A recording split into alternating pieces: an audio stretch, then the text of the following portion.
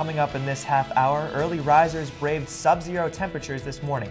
We have the record on the record-breaking stats for the coldest winter yet. Fine dining at affordable prices only comes around once a year. Find out what's new during this year's Dining Week. And international retaliation after ISIS releases another gruesome video, this time a mass killing. Find out how Egypt is taking action. All that and more. You're watching Citrus TV News.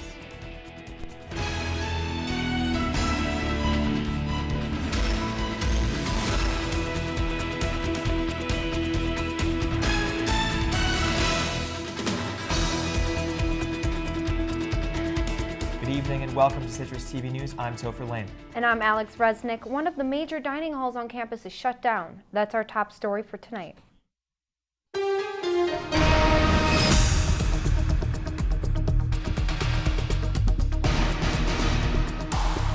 Students living in Shaw and Lyons Halls received an unexpected email this afternoon. A message stating Shaw Dining Hall Center is closed until further notice. Officials tell Citrus TV News that a broken pipe had burst, flooding the cafeteria. According to Syracuse University Food Services, maintenance staff are currently working to repair the pipe. No word of when the dining center will be back open for business. Residents were asked in an email to use Ernie Davis Dining Hall until Shaw reopens. Students concerned about maintaining a kosher diet without Shaw Dining Hall should contact Ernie Davis dining staff. Syracuse winters are cold, but that isn't news. What is news, though, is that Syracuse has hit its coldest temperature on record. Citrus TV's Caroline Strange has the details. Well, Topher, it's been really cold outside today. We actually hit our record low for today's date, February 16th, in recorded history. It was 17 degrees below zero, and that's even without the wind chill. Compared to some of the other ones of the past, typically we have a high of about 34 degrees, so we are a lot lower than that. Our average low is even only 18 degrees, and we're still way behind that. I certainly wish it was 63 degrees as it was in 1954. Unfortunately, we won't be getting there just yet, but stay tuned for my full weather forecast, and I'll let you know what we're looking ahead for the week. Thanks, Caroline. Despite the bitter cold, the university administration has yet to officially cancel classes this semester. The Daily Orange editorial board released an article today asking the university to reconsider its class cancellation policy. With current temperatures and wind chills diving far into the sub-zero levels, frostbite can develop in a mere 15 minutes. The DO argues the school should consider the safety of students walking to class, but university policy states there must be at least 36 inches of snowfall in a 24-hour period to merit cancellation. Bundle up, Syracuse, because it looks like we're braving this winter.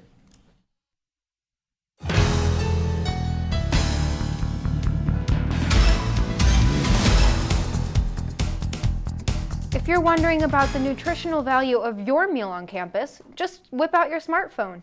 The university added QR codes in the dining halls earlier this semester. Student Association and SU Food Services hope students with food allergies will benefit from this initiative.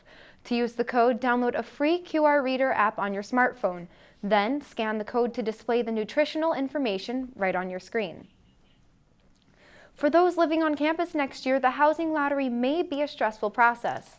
The first of two open forums outlining the lottery changes will be held tonight in Shaman Auditorium at 7 p.m. The forum includes a presentation on the lottery process. University Union announced the first of many spring semester musical acts. The alternative rock band Magic Man and indie artist Panama Wedding will play in Shine Underground on March 4th. Tickets are now being sold in the Shine box office for $5 apiece. Get your band t-shirts and iPhone app lighters ready. Well, it'll be a month before the next concert, but in the meanwhile, why not enjoy some fine dining? Downtown Syracuse is hosting Dining Week starting today. Our reporter Nick Papantonis has more.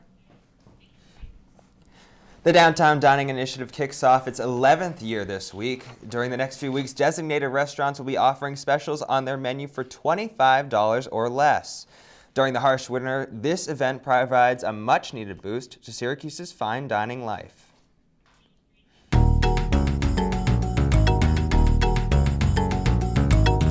The temperatures may be freezing, but for businesses, it's the hottest time of the month.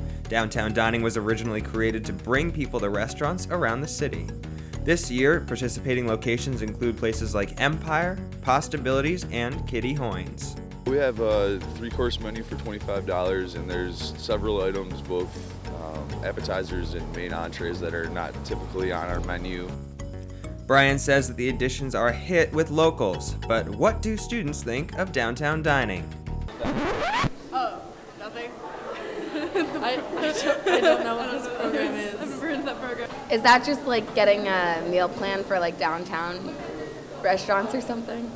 No, I don't know. I don't know what that is. Given that students make up a huge percentage of nearby residents, the fact that most haven't heard of this event is surprising. So for any Orangeman that wishes to try something new this weekend, now is the time to head downtown.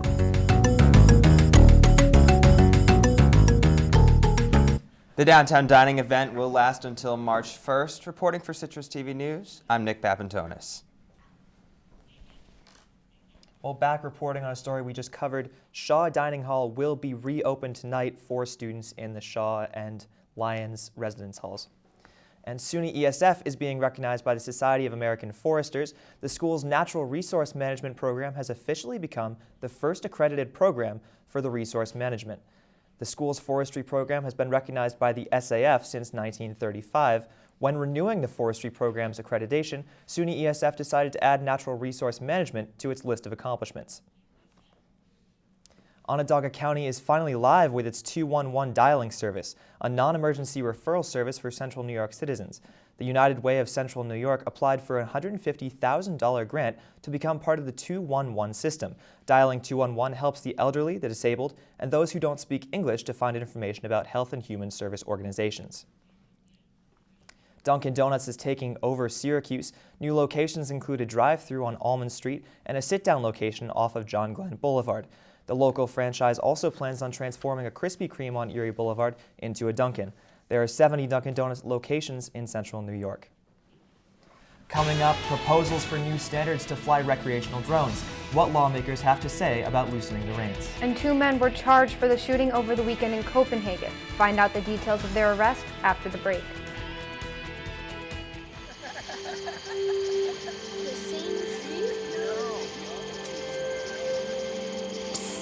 They're coming. Places, everybody. Light check. 1, 2, 1, 2. Everything looks good on our end. And lights. Come alive with the forest. Visit discovertheforest.org to find a forest near you.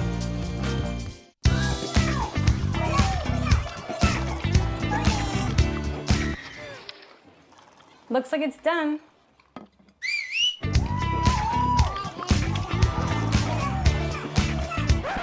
Don't let salmonella get funky with your chicken. On average, 1 in 6 Americans will get a foodborne illness this year. You can't see these microbes, but they might be there. So learn the right temperature to cook each type of meat. Keep your family safe at foodsafety.gov. I've got a job to do today. I've got a job to do today.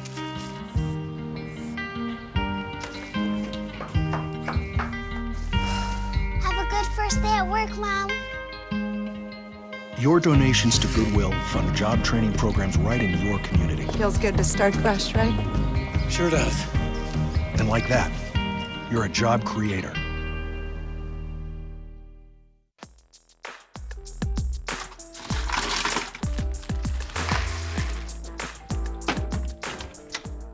Thank you.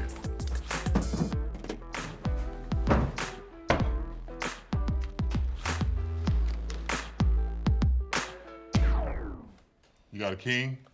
Go fish.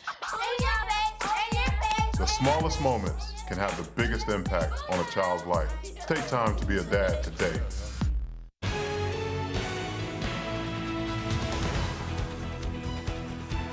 Southern universities come together to remember the 3 shot and killed at the University of North Carolina's Chapel Hill. The University of Virginia and Charlottesville held a vigil last night to remember the 3 students. According to police, the victims were killed by their neighbor in a hate crime last Tuesday. Despite the sub-freezing temperatures, the community wanted to show both UNC and the world that tolerance is stronger than hate. New proposals regarding recreational drones are under consideration. The Federal Aviation Administration wants to allow realtors, TV producers, farmers, and many more to fly drones for work. As of right now, drones for commercial use are banned in the United States. The proposal is now open to public comment and feedback and will soon be determined. In response to the FAA, Senator Charles Schumer says that the proposal is a good first step. However, the senator says that he would like to see privacy and safety rules as well. Schumer said he will continue to work with the FAA in order to expand eligible commercial uses for drones. He urges the agency to require geofencing technology on drones, which limit where the drones can fly. Updates on the proposal are expected soon. This Wednesday, Kate Brown will make history as the first openly bisexual governor in the United States. This current Secretary of State for Oregon is stepping up after a scandal forced Governor John Kitzhaber out of office. Brown has had a long career in Oregon politics, but this will by far mark her highest profile role.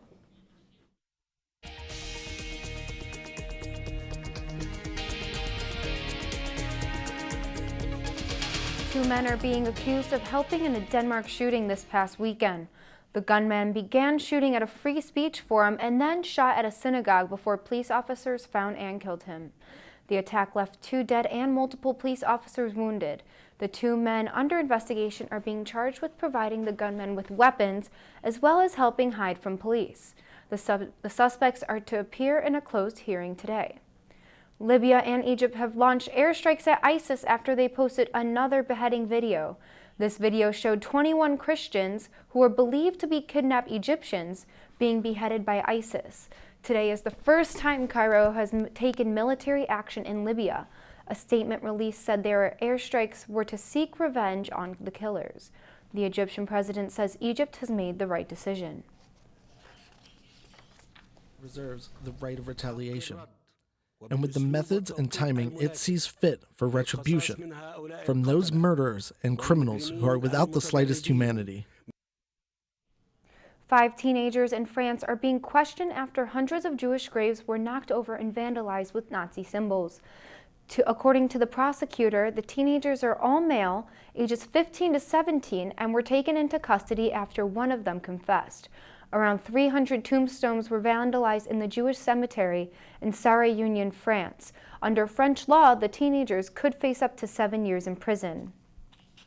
Students in Liberia returned to school today after being closed for 6 months because of the Ebola epidemic. Students have to have their temperatures taken before they can enter the school gates, and high school students wash their hands with chlorinated water before going inside. Nearly 9,200 people have died since the first Ebola death in 2013.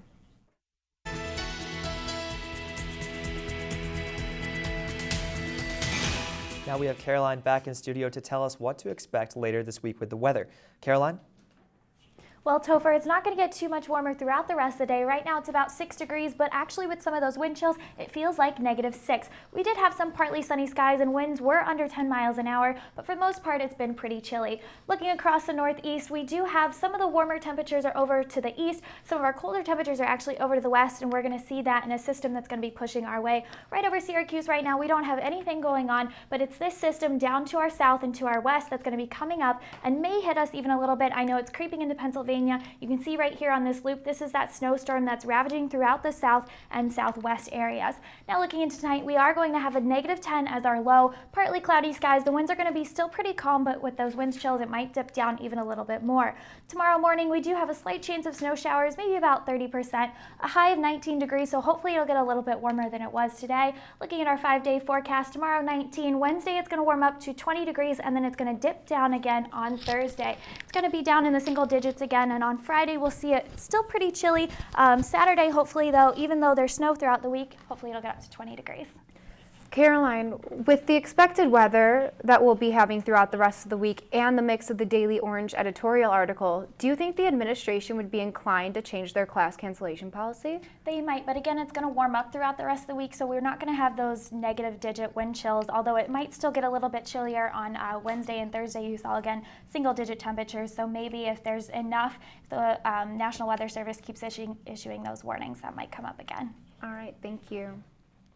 Well, 50 Shades of Grey tops box office hits with its steamy Valentine's release. And Saturday Night Live celebrated its 40th anniversary with a 3.5-hour cast member reunion. We have the highlights coming up.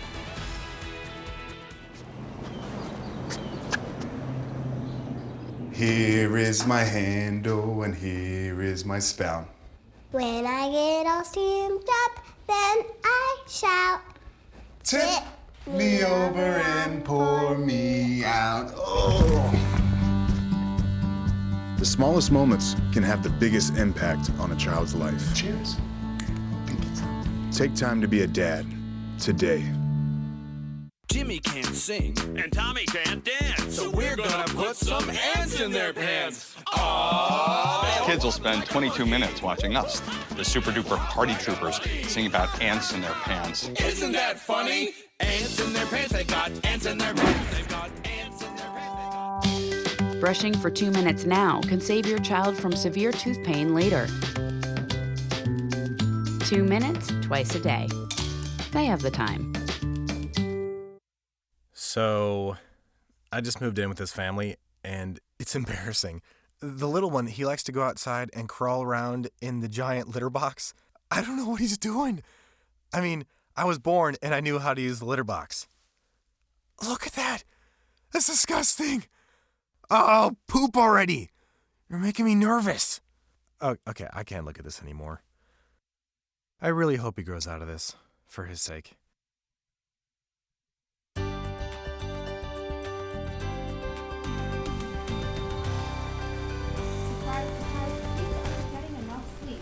The University of Michigan conducted a study from 1991 to 2012 and found that more than 50% of teens 15 and older are more than 2 hours shy of the necessary amount of shut-eye. Researchers say teens should get 9 to 10 hours per night.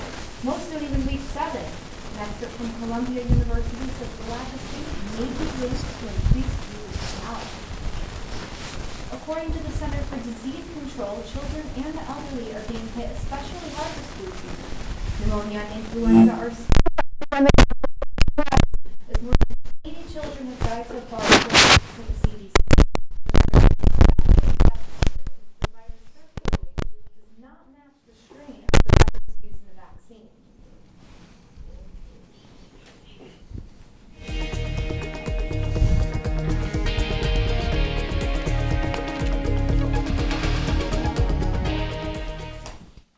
Banks around the world are falling victim to the biggest known banking breach. A Russian security company says up to $1 billion have been stolen. This money comes from more than 100 banks in 30 countries. Most of the banks are located in Russia, the U.S., Germany, China, and Ukraine, according to the security company.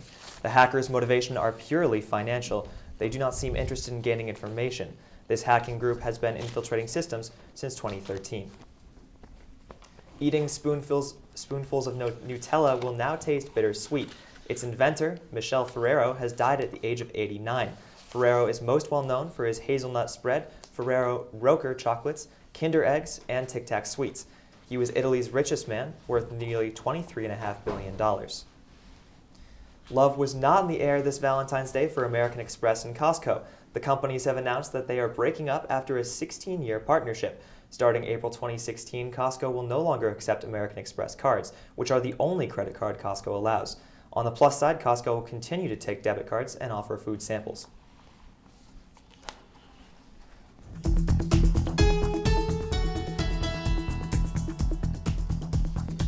It's the highest grossing movie for any film released President's Day weekend. 50 Shades of Grey brought in $81.7 million in the U.S. That's nearly $50 million more than any other movie's opening weekend. Globally, 50 Shades has earned $240 million. A representative of Universal Pictures says the numbers were surprisingly high in the Northeast, especially since another snowstorm hit the region over the weekend. Ticket sales for the film were highest in Kentucky and Mississippi. Saturday Night Live celebrated its 40th anniversary this weekend. Everyone from Justin Timberlake to SNL veteran Steve Martin showed up for a 3.5-hour special, which covered classic skits like Celebrity Jeopardy and Wayne's World. Honoring SNL's 40th year was also a good business move, as their ratings have dropped drastically in the past 3 decades. The special is a great reminder that Saturday Night Live hasn't lost its touch. And Cindy Crawford is trending on social media after unretouched photos were leaked. Time reports the photo of the 48-year-old supermodel comes from a 2013 cover issue of Marie Claire Mexico and Latin America. Social media is rallying in support of Crawford's natural aging. Tweets are calling her stunning, inspiring, and real. This photo sparked even more discussion surrounding the controversy of photoshopping women. Crawford has not made any comments regarding this photo. And coming up on sports, we'll update you on Syracuse and New York City basketball. Don't go away. If I got to go to college, oh my goodness. I like discovering new things. You get to see what works for you and what doesn't. That helps you evolve as a person. You get to make like a supernova of skill or talent or whatever it is. I've always wanted to go to college. I just feel like that's my destiny. My name is Queen, and I am your dividend.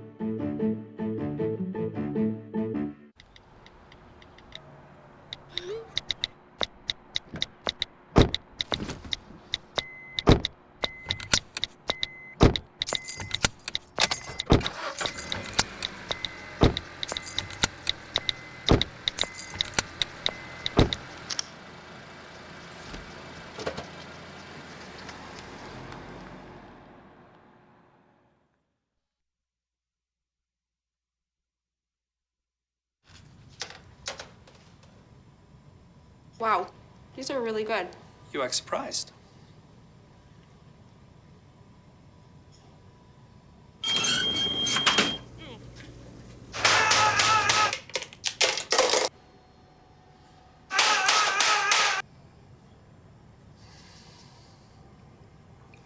Practice makes perfect. You don't have to be perfect to be a perfect parent. There are thousands of teens in foster care who don't need perfection. They need you. Pretty much a good day for me would be people leaving their hands off of me. I'm always called names. Everywhere that I go, there's always someone calling me names, calling me gay. I've been choked, thrown up against a wall, punched. Nobody's ever tried to help me.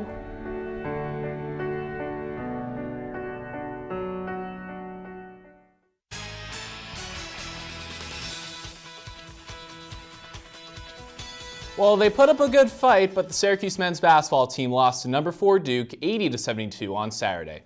Duke's 16-5 run to begin the second half ignited the Blue Devils after Syracuse dominated the first half. Of course, free throws and foul trouble hurt Syracuse late, but Jim Boeheim seemed rather content following the loss. Although we were pretty good with what we did offensively, I think offensively we did pretty much the things we wanted to do. Defensively, we just didn't do a good enough job. Meanwhile, Syracuse men's lacrosse head coach John Desko was going for win number 200 on Sunday against number 10 Cornell in the 100th matchup between the two teams. The number 4 Orange, building off its first win against Siena, kept the red-hot scoring going in the Carrier Dome as we head to the highlights. It took them a little bit to get going, but late in the first quarter, it was Randy Stotts. The SU passing the ball around a little bit. Eventually, it gets to the man.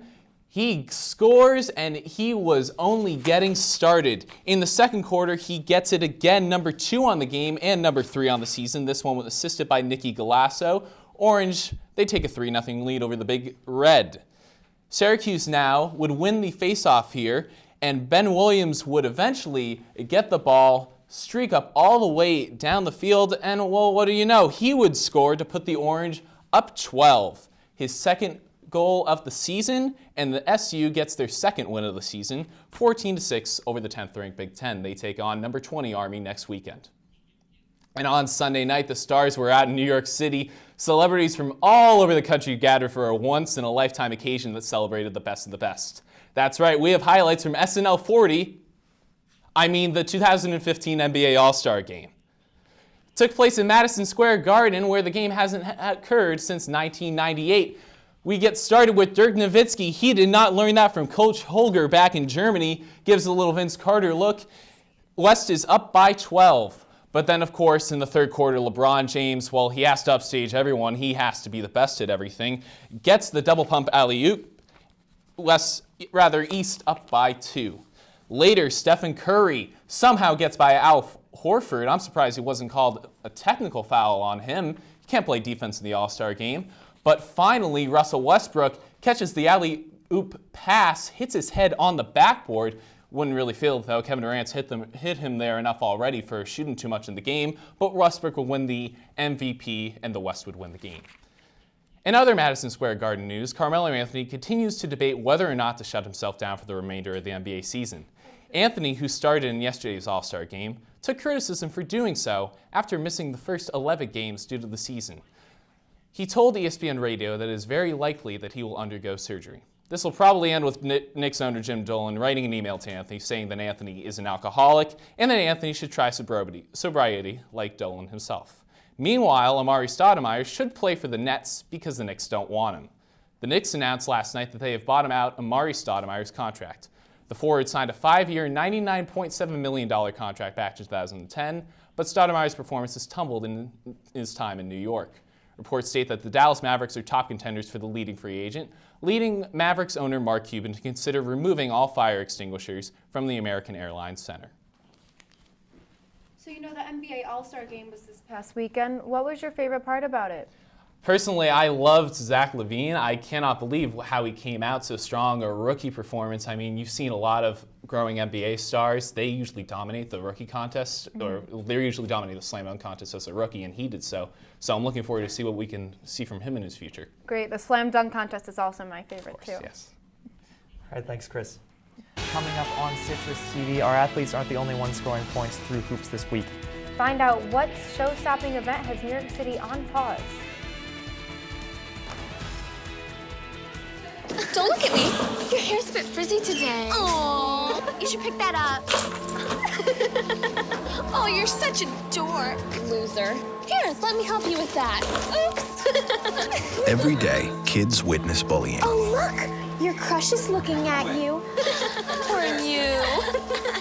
They want to help, but don't know how. See, no one here's gonna help you, because no one Teach your likes you. kids how to be more than a bystander. Visit stopbullying.gov.